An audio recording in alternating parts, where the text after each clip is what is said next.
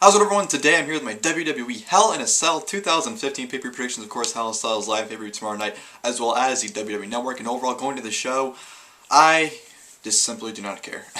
To be honestly blunt about it, I'm not looking for this show at all. There's only one match that I care about. Everything else I don't even care to see at all, to be perfectly honest. I don't know, just this pay-per-view seems like a big repeat of just anything you've seen in the past month or two.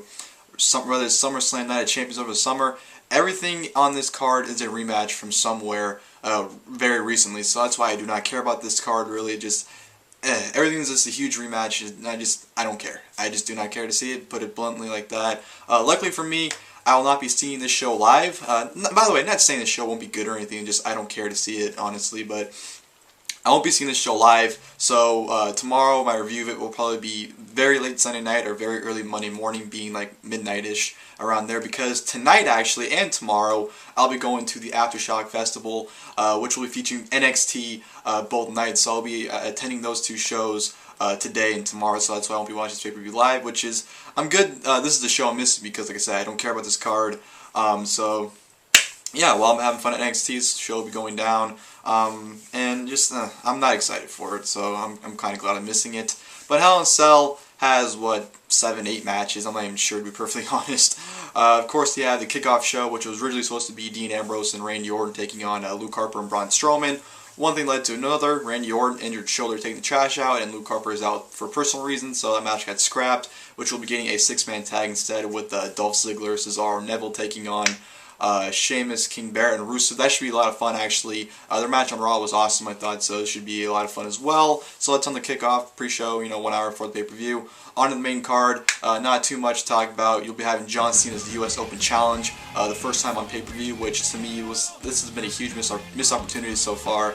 They should have been doing this for almost every pay-per-view, in my opinion, because that's what's bringing a lot of interest. These U.S. Open Challenges are so exciting, and they're the best part of Raw every week. So the fact that they haven't done it on pay-per-view yet until now is kind of disappointing, but, Cena's been in feuds, so they couldn't really do it until now, because he's doing absolutely nothing right now. So doing the U.S. Open Challenge, I don't know who it's going to be, whether it's Tyler Breeze, Dean Ambrose. Dean Ambrose is most likely at this point. I don't know who's going to be, but I think regardless who it is, I do think John Cena will lose the United States Championship in this match. So expect a U.S. title change here. If he doesn't lose it, I'll be mildly surprised, to be honest, but that should be a lot of fun. I'm looking forward to see who it is, and I think it'll be a great match no matter who accepts the challenge. So that should be a lot of fun. We'll be getting Ryback challenging Kevin Owens in the Intercontinental Championship, whatever. Nikki Bella challenging Charlotte for the Divas Championship, whatever. The Dudley Boyz challenging for the WWE Tag Team titles against the New Day. We've seen that a million times in the past 2 months, so honestly, who really cares about that? We'll be getting Inside Hell in a Cell. Roman Reigns taking on Bray Wyatt. This will be the blow-off of their, it seems like forever feud, but it's only been going on for 4 months. 4 months too long. I'm not expecting too much out of it. I don't think these two should have been Hell in a Cell alone. I think they should have put a 6-man tag Hell in a Cell. Reigns, Ambrose, and Orton taking on the Wyatts, Bray Wyatt, Luke Harper, and Braun Strowman. I guess it wouldn't have worked out in the end because of Orton's injury, but I guess they could have brought in someone as a surprise, the third man like they did Night of Champions.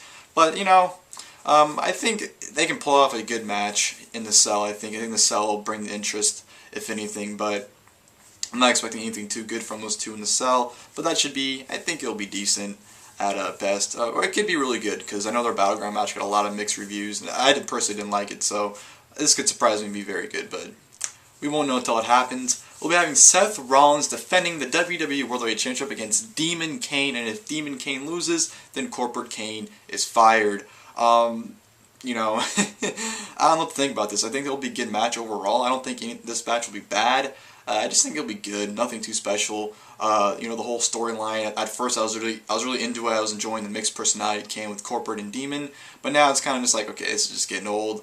You had Kane pin Seth Rollins on Raw a few weeks ago, so that really put a damper in this feud, in my opinion. Because you should never, when you're in a world title feud, you should never have the challenger pin the world champion before the match. I know that's an old school mentality thing. They've done that before in the past, where like the go home show, the challenger will pin the champion. They did that with Sting before Night of Champions, so I understand that old school mentality. It's been done several times, but I'm personally not a fan of it. I don't like seeing the challenger and champion touch hands in a match until their title match. That's just me personally, but I think it'll be a good match for what it's worth. And then we get to the main event, the only match I care about in the show, the third and final chapter of their installment between The Undertaker and Brock Lesnar. Appropriate to end it inside Hell in a Cell. I know a lot of people wanted Hell in a Cell at WrestleMania 30. We didn't get that. We had the crap match instead with Brock Lesnar ending the streak. SummerSlam, we had the controversial finish, and now we're getting the blow off here in a Hell in a Cell rematch. It perfectly comes together.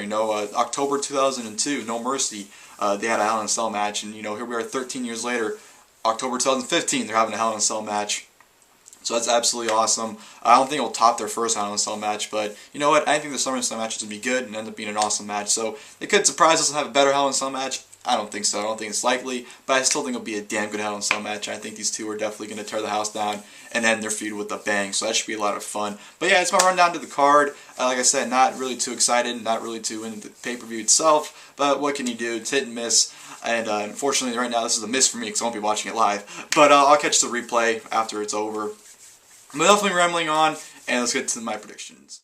Kickoff 6-man tag team match: Dolph Ziggler, Cesaro, Neville versus Rusev, Sheamus and King Barrett.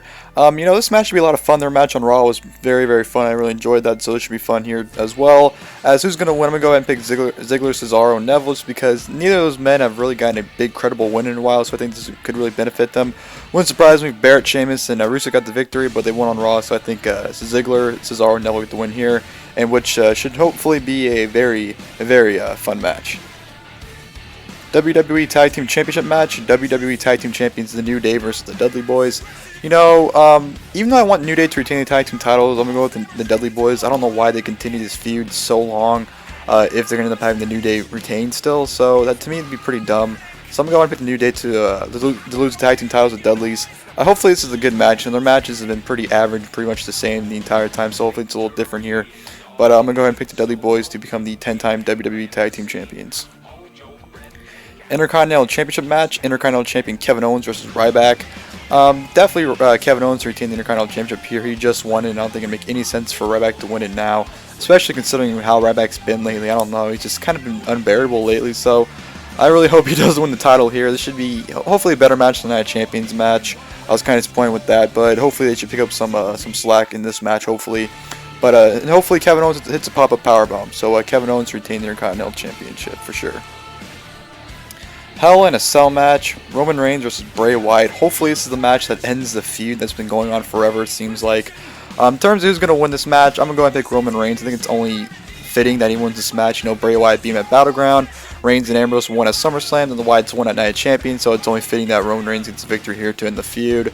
I just don't see Bray Wyatt winning. The only way I see Bray Wyatt winning is he pulls his tactics he did last year against Rollins and Ambrose, where he has his little freaking ghost appear in the middle of the ring, and I don't know, that was just a disaster right there. But not expecting too much from this match, but I'm just going to go ahead and pick Roman Reigns to beat Wyatt inside Hell in a Cell. Divas Championship match: Divas Champion Charlotte versus Nikki Bella. Definitely Charlotte to retain here. Don't know why she would lose it. This match hopefully is a lot better than that Champions match, because I did not like the match at all, so hopefully they put on a better match here. But yeah, if it's up to me, I honestly have Nikki Bella to win the title back, but that's just me. But yeah, not too much to talk about here. So Charlotte to retain the Divas Championship. WWE World Heavyweight Championship match: WWE World Heavyweight Champion Seth Rollins versus Kane. A very simple pick here. Rollins to retain the championship. This should be a good match. Worst case scenario. Kane wins the title, and then Sheamus comes in and cashes in and wins the title. That's the worst case scenario. Actually, Sheamus cashing in is any worst case scenario, so hopefully he doesn't cash in. I think this match will be good for what it is. But yeah, not too much to talk about. Hopefully Sheamus doesn't cash in, because if he does, I'll be very, very disappointed and very upset, because I don't want to see Sheamus the champion. But yeah, it's enough about Sheamus talk. But yeah, this should be a good match, but it definitely is Seth Rollins to retain the championship here. And then the main event, Hell in a Cell match: The Undertaker versus Brock Lesnar. The match that will finally end this feud. When it comes down to it, I think the man that makes the most sense to win this will definitely be Brock Lesnar. I don't know. I don't think it really makes much sense, or it's really fitting for The Undertaker to go over in their final match. So I think, to make Lesnar look strong, to build the dominant beast that he is, he definitely needs to get the victory here and just dominate The Undertaker. But this should be one hell of a match. I'm not expecting like an 0-2 match they had at No Mercy 0-2 in that Hell in a Cell. I'm not expecting that kind of Hell in a Cell match, but I'm expecting at least something really, really good here, and this should be an awesome match. But definitely in the final encounter, Brock Lesnar to once again defeat The Undertaker for the last time.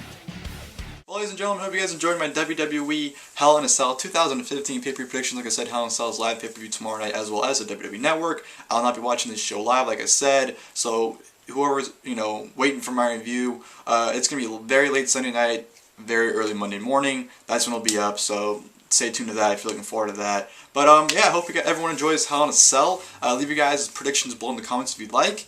And until tomorrow, I'll see you guys later.